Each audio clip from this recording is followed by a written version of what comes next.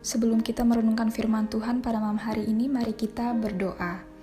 Bapa dalam surga, terima kasih atas hari ini yang Tuhan masih berikan kepada kami. Terima kasih Bapa atas penjagaan, perlindungan, kesehatan, kekuatan yang Tuhan masih berikan, sehingga kami dapat berkumpul untuk berbakti pada malam hari ini, untuk mendengarkan firman Tuhan. Tuhan tolong agar roh-Mu hadir dalam hati dan pikiran kami, menuntun kami dan memberikan kami pengertian akan firman ini, sehingga kami dapat mengerti dan terlebih lagi menghidupkan firman ini dalam kehidupan kami, sehingga nyata karakter Kristus dalam kehidupan kami kepada orang-orang sekitar kami.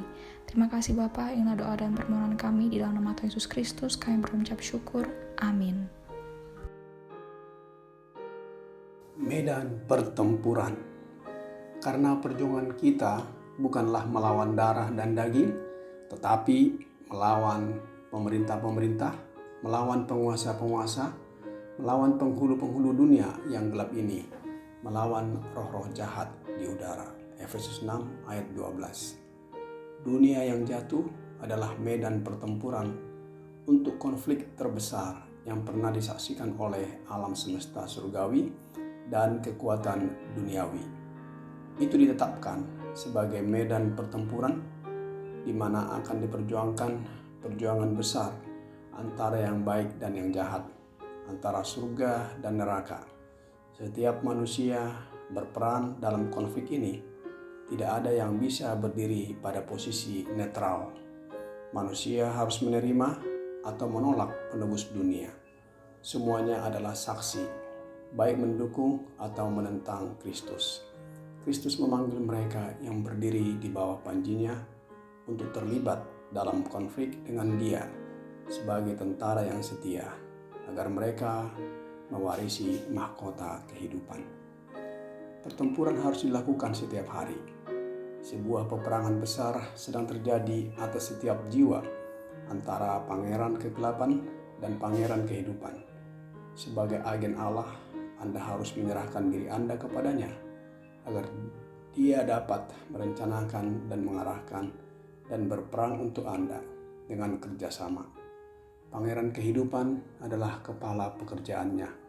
Dia akan bersama Anda dalam pertempuran sehari-hari Anda dengan diri sendiri, agar Anda setia pada prinsip semangat itu. Ketika berperang untuk menguasai, dapat ditundukkan oleh kasih karunia Kristus, bahwa Anda datang lebih dari pemenang melalui Dia yang telah mengasihi kita. Yesus telah di atas medan pertempuran. Dia tahu kekuatan setiap godaan. Dia tahu persis bagaimana menghadapi setiap keadaan darurat dan bagaimana membimbing Anda melewati setiap jalan bahaya. Allah akan memiliki suatu umat yang bersemangat dalam perbuatan baik, berdiri teguh di tengah polusi zaman yang merosot ini. Akan ada suatu kaum yang begitu teguh berpegang pada kekuatan ilahi, sehingga mereka akan menjadi bukti terhadap setiap pencobaan. Komunikasi jahat dalam selebaran yang menyala-nyala mungkin berusaha untuk berbicara dengan akal sehat mereka dan merusak pikiran mereka.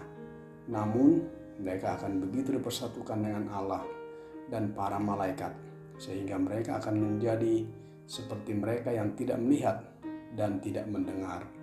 Mereka memiliki pekerjaan yang tidak dapat dilakukan oleh siapapun untuk mereka, yaitu berjuang dalam perjuangan iman yang baik dan mempertahankan hidup yang kekal.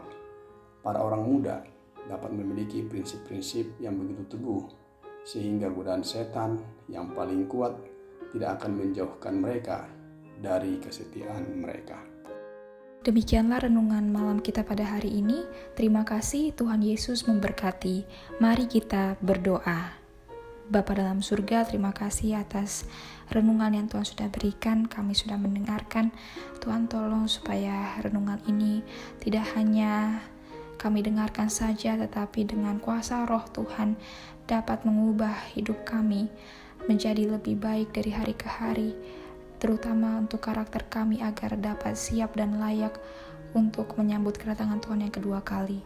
Tuhan tolong supaya dalam setiap kegiatan yang kami lakukan sehari-hari, biarlah kami selalu bergantung kepada Tuhan, dan kami selalu mengingat bahwa waktunya sudah semakin dekat akan kedatangan Tuhan, sehingga kami harus memprioritaskan firman Tuhan yang terutama dalam kehidupan kami, dan kami dapat layak untuk masuk ke dalam kerajaan surga.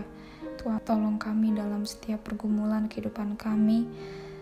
Biarlah Tuhan berikan kami kekuatan agar dapat menang akan segala pencobaan. Dan juga dalam kondisi di tengah pandemi ini yang masih berlangsung, Tuhan tolong agar sembuhkan dan pulihkan. Dan biarlah kami dapat semakin dekat kepada Tuhan dari hari ke hari, dan karakter kami dapat sama seperti karakter Yesus, yaitu karakter yang sempurna. Ini doa dan permohonan kami Bapa, ampunilah segala dosa-dosa kami. Kami berdoa dalam nama Tuhan Yesus Kristus. Amin.